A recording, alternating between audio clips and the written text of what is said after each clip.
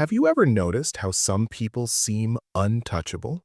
Not because they're aggressive or confrontational, but because there's something about them that makes others think twice before crossing the line. They walk into a room and command respect without saying a word. They get treated well not because they demand it, but because they simply won't accept anything less. Here's the truth most people won't tell you. Disrespect isn't really about other people, it's about you. More specifically, it's about your identity, who you believe you are at your core. When you have a strong, unshakable sense of self, disrespect can't penetrate. It bounces off you like rain off a windshield. But when your identity is weak, fragile, or borrowed from others, you become a magnet for mistreatment. Today, I'm going to show you exactly how to build an identity so strong that it becomes an invisible shield, one that protects you from disrespect, manipulation, and the toxic people who drain your energy. This isn't about becoming arrogant or closed off, it's about becoming unshakable. Let's dive in. Before we talk about building a strong identity, we need to understand why identity and respect are so deeply connected. Think about someone in your life who gets respect everywhere they go. Really picture them. Now ask yourself, what is it about them? Chances are it's not their job title, their bank account, or their physical appearance, though these things might add to their presence. What you're really sensing is their identity. They know who they are. They're not trying to be someone else. They're not performing for approval. They're just themselves, fully, completely, unapologetically. When you encounter someone like this, something interesting happens in your brain. You recognize that this person has boundaries, they have standards, they have a clear sense of what they will and won't tolerate. And because of this clarity, you instinctively know not to cross certain lines with them. Here's the key insight. People don't disrespect strong identities. They can't. It's like trying to insult a mountain. The mountain doesn't care about your opinion. It just is. Now, contrast this with someone who has a weak identity. This person is constantly looking for external validation. They change their opinions based on who's in the room. They laugh at jokes they don't find funny. They agree with things they don't believe in. They tolerate behavior that makes them uncomfortable because they're afraid of conflict or rejection. What happens? People sense this instability, and whether consciously or unconsciously, some people will test boundaries. They'll make small comments, they'll cross small lines, and when there's no pushback, those small violations become bigger ones. Before long, disrespect becomes the norm. This isn't because people are inherently evil, it's because humans are social creatures who constantly calibrate how to interact with others based on feedback. When your identity is weak, you're sending constant signals that say, "It's okay to treat me this way," and people believe you. The beautiful thing? This process works in reverse, too. When you strengthen your identity, the signals change. The disrespect stops. Not because you fought for it, but because you simply became someone who disrespect doesn't work on anymore. So, how do you build this kind of identity? It rests on 5 pillars. Master these, and you'll become virtually immune to disrespect. Pillar 1. Self-knowledge. You cannot have a strong identity without knowing who you actually are, not who your parents want you to be, not who society says you should be, not who you were 5 years ago, who you are right now, today, in this moment. This requires brutal honesty with yourself. What are your actual values? Not the ones you post on social media, but the ones that guide your decisions when no one's watching. What do you genuinely enjoy versus what you've been conditioned to enjoy? What are your real strengths and weaknesses, stripped of false modesty and inflated ego? Most people never do this work. They inherit an identity from their culture, their family, their peer group, and they never question it. They're like actors who've been playing a role so long they've forgotten it's not really them. Start asking yourself hard questions. Journal about them. Meditate on them. When you catch yourself saying or doing something, pause and ask, is this really me or am I performing? The answers might surprise you. You might discover that the career you're pursuing doesn't actually align with your values. You might realize that half your friendships are based on who you used to be, not who you are now. This self-knowledge becomes your foundation. When you know who you are, other people's opinions lose their power. Someone criticizes you, You can evaluate whether it's valid based on your self-knowledge. Someone tries to pressure you into something.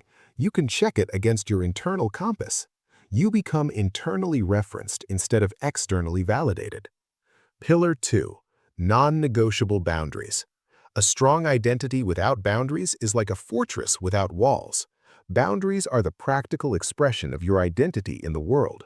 They're the line that separates acceptable from unacceptable behavior. Here's what most people get wrong about boundaries. They think they're about controlling others. They're not. Boundaries are about controlling yourself, specifically what you will and won't accept in your life. A person with a strong identity has clear boundaries and enforces them consistently. They don't make threats they won't follow through on. They don't set a boundary one day and abandon it the next when it becomes inconvenient. They understand that every time you allow a boundary violation, you're training people that your boundaries don't matter. This doesn't mean being rigid or unreasonable. It means being clear and consistent. If someone speaks to you disrespectfully and you've established that you don't accept that kind of communication, you address it immediately, not with anger or drama, but with calm clarity. I don't appreciate being spoken to that way. Let's continue this conversation when we can both be respectful. Notice what happens here. You're not attacking the other person. You're not getting defensive. You're simply stating a fact about what you will accept. And then, this is crucial, you follow through. If they continue the disrespect, you remove yourself from the situation every single time. When you do this consistently, something remarkable happens. People learn. The ones who respect boundaries will adjust their behavior. The ones who don't will filter themselves out of your life. Either way, you win. Pillar 3. Emotional independence. This pillar is perhaps the most challenging because it goes against how most of us have been socialized. Emotional independence means your emotional state is primarily determined by you, not by external circumstances or other people's behavior. Think about someone who gets disrespected frequently. What's their typical reaction? Their mood crashes. They feel hurt, angry, maybe even devastated. They might ruminate on it for days. They might need to talk to 5 different friends to process it. They might post vague social media updates hinting at their pain. All of this is a signal of emotional dependence. Their emotional state is being dictated by someone else's behavior. They've given their power away. Now think about someone with a strong identity. When disrespect comes their way, they might notice it, address it if necessary, but their emotional equilibrium doesn't shatter. Why? Because their sense of self-worth isn't located in other people's opinions or treatment. It's located within themselves. This doesn't mean being emotionless or pretending things don't hurt. It means having a stable emotional core that doesn't collapse when external conditions aren't perfect. It means being able to say, that person was rude to me and I've addressed it appropriately, now I'm moving on with my day, instead of letting it poison your entire week. How do you develop this? Start small. Notice when your mood shifts based on someone else's behavior. Catch yourself seeking validation or approval. When you feel the urge to check if someone liked your post, responded to your message, or approved of your decision, pause. Ask yourself, do I need this person's approval to feel okay about myself? The honest answer should increasingly become no. Pillar 4. Competence and self-reliance. Here's an uncomfortable truth. It's very difficult to have a strong identity if you're incompetent at managing your own life. If you can't support yourself financially, if you can't solve basic problems, if you're constantly dependent on others for things you should be able to handle, your identity will feel fragile because in many ways it is. This doesn't mean you need to be perfect or exceptional at everything. It means you need to be generally competent at the fundamental skills of adult life. Can you manage your finances? Can you handle basic home maintenance? Can you navigate difficult conversations? Can you make decisions without endlessly crowdsourcing opinions? When you're competent and self-reliant, you approach the world from a position of strength rather than weakness. You're not desperately clinging to relationships or situations because you don't think you can manage without them. You're choosing them because they add value to your already solid life. This changes everything about how people perceive and treat you. There's a quiet confidence that comes from knowing you can handle whatever life throws at you. You're not easy to manipulate because you don't need what the manipulator is offering. You're not easy to disrespect because you're clearly capable of walking away and being fine. Invest in yourself, build skills, increase your competence in areas that matter, not to impress others, but to strengthen your own foundation. The respect that follows will be a natural byproduct. Pillar 5. Congruence, living in alignment. The final pillar is about integrity in its truest sense, being integrated, whole, the same person in every context. It's about ensuring that what you believe, what you say, and what you do are all aligned. This is where most people's identities fall apart. They have one set of values they claim to believe, another set they actually live by, and a third set they present to different social groups. They're one person with their family, another with their friends, another at work, another online. All this code switching creates internal fragmentation, and fragmented people are easy to disrespect because there's no solid core to respect in the first place. Congruence requires courage because it means you might displease people. You might lose friends who only liked the version of you that you were performing. You might face criticism from people who preferred you when you were easier to control. But here's the trade-off.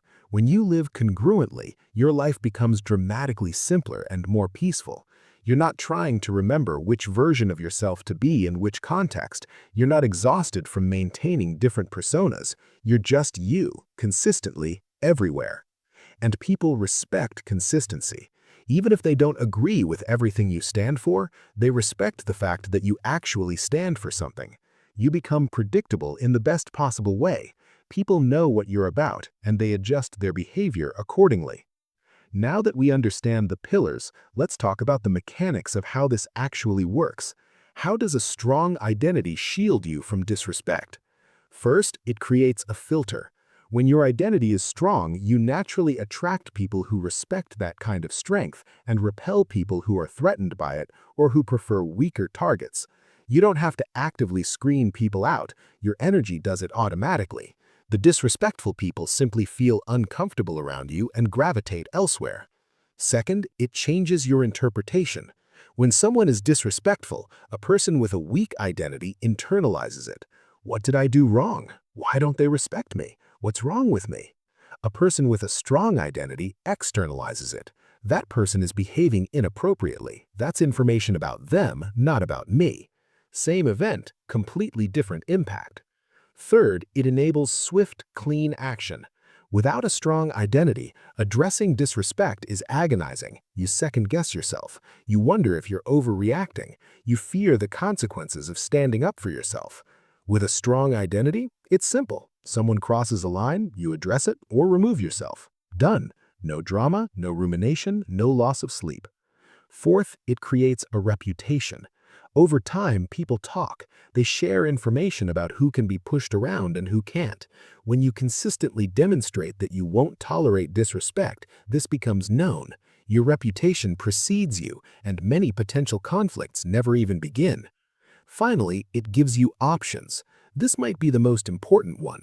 People disrespect those they perceive as trapped. If you desperately need your job, your boss might feel emboldened to disrespect you. If you desperately need a relationship, your partner might take liberties. But when you have a strong identity backed by competence and self-reliance, you always have the option to walk away. And knowing you have that option changes everything, including whether you'll ever need to use it. Understanding is valuable, but transformation requires practice. Here are concrete exercises you can start today to build a stronger identity. Exercise 1. The Values Audit. Take out a piece of paper and write down what you claim your top 5 values are. Really think about it. Now, look at your calendar and bank statement from the last month. Where did your time and money actually go? These reveal your real values, not your aspirational ones. If there's a gap, you've found incongruence that's weakening your identity. Make a plan to close that gap.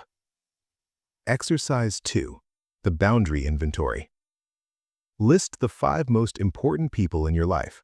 For each one, write down, "With this person, I will not tolerate." Be specific. Then ask yourself honestly, have I been enforcing these boundaries? If not, why not? What's the fear? This exercise reveals where you're leaking power and why. Exercise 3. The Emotional Independence Challenge. For 1 week, eliminate all validation-seeking behavior. Don't post on social media. Don't ask friends, "What do you think I should do?" about decisions you're capable of making yourself. Don't check to see if someone read your message. Notice how this feels. Notice the urges that arise. This awareness is the first step toward emotional independence. Exercise 4. The Competence Builder. Choose one area of your life where you're currently dependent on others for something you could reasonably do yourself. Maybe you always ask friends to help make decisions. Maybe you've never learned to cook.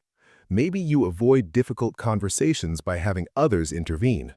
Commit to building competence in this area over the next 30 days. Notice how this shifts your sense of self. Exercise 5. The Congruence Test. Imagine your family, your coworkers, your close friends, and a stranger who's been observing you all met in a room. Would they all describe the same person? If not, where are the discrepancies? This reveals where you're being inauthentic. Begin the work of integration by slowly bringing these different versions into alignment. Exercise 6. The Mirror Practice. This one sounds simple, but is surprisingly powerful. Spend 5 minutes each morning looking at yourself in the mirror, making eye contact with yourself, and stating who you are and what you stand for. I am blank. I value blank. I will not accept blank. I am worthy of respect. It feels awkward at first, but this practice builds the internal relationship that all strong identities rest on. As you build a stronger identity, be prepared, things will change, and not always comfortably. Some people in your life won't like the new you, specifically the people who benefited from your weak identity. The ones who got to disrespect you, manipulate you, or use you will resist your transformation. They might say you've changed, you have. They might say you're being difficult, you're being boundaried. They might say you're not the person they knew. You're becoming who you actually are. This is a feature, not a bug. These reactions confirm that you're on the right path. A strong identity isn't built to please everyone. It's built to protect you and attract the right people. You might also experience an identity crisis as old patterns fall away. There might be a period where you're no longer who you were, but not quite fully who you're becoming. This in-between space is uncomfortable, but it's necessary. Sit with the discomfort. Don't rush back to old patterns because they're familiar. Some relationships will end. This is perhaps the hardest part. When your identity strengthens, relationships built on your weakness cannot survive.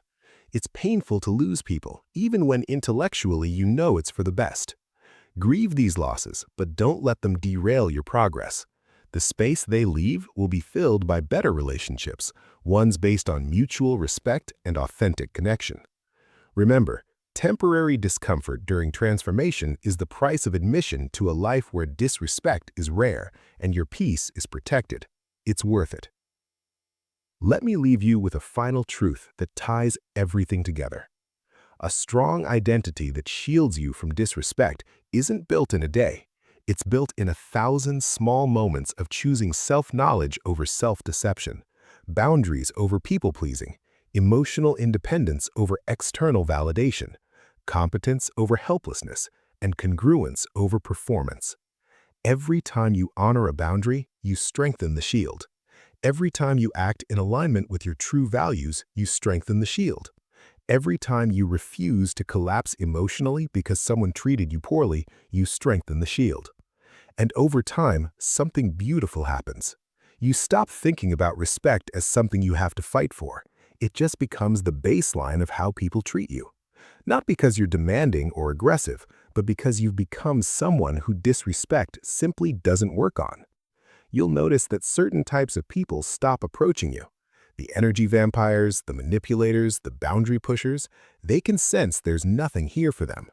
Meanwhile, other types of people will gravitate towards you. People with their own strong identities, people who value authenticity and mutual respect.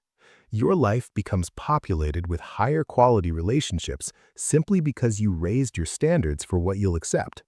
This is the ultimate shield, not needing to defend yourself constantly because you've built a life where attacks are rare. Not because you're hiding or avoiding conflict, but because you've become someone who naturally commands respect. The work is internal, but the results are everywhere. In how you walk into rooms, in how you handle conflict, in the quality of your relationships, in your mental health, in your sense of peace. Your identity is the only thing that's truly yours in this world.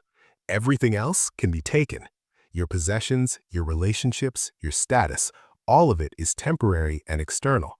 But who you are, that's yours. And when you build it strong, when you make it unshakable, it becomes the foundation for everything else. So, start today.